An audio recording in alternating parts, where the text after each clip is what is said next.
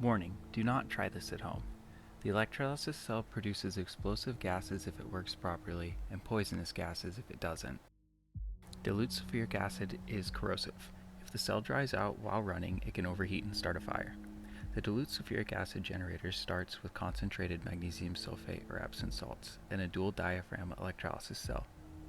The cell is filled with a half a pound of Epsom salt, and about a half an amp is run through it at 12 volts for about 24 hours. The positive electrode is a thin platinum wire connected to a copper wire sealed inside a glass eyedropper. The negative electrode is just a copper wire. Proton exchange membranes can be very expensive, but a cheap one that will work here is a ceramic pot. On the positive side, the magnesium sulfate is split into sulfuric acid and oxygen. On the negative side, the magnesium sulfate is split into magnesium hydroxide and hydrogen. In the middle, sulfuric acid and magnesium hydroxide mix back together to produce magnesium sulfate again.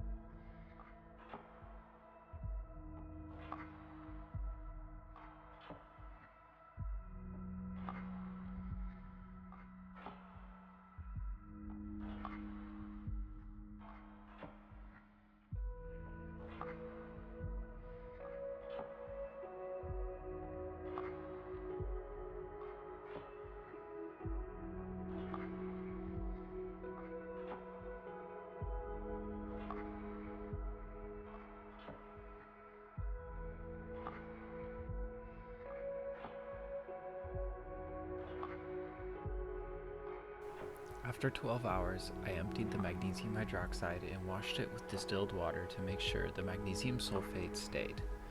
Magnesium hydroxide is not very water soluble and it will precipitate out.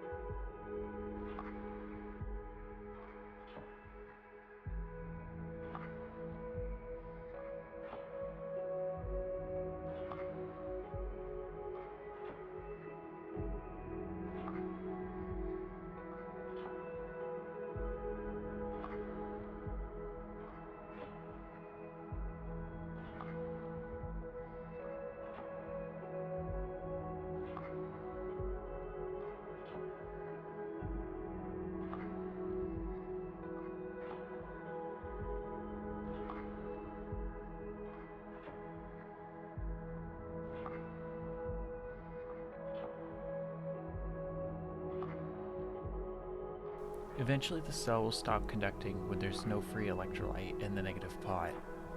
I stopped the cell when the analyte began to turn a nice red. This is probably the acid beginning to destroy the pot.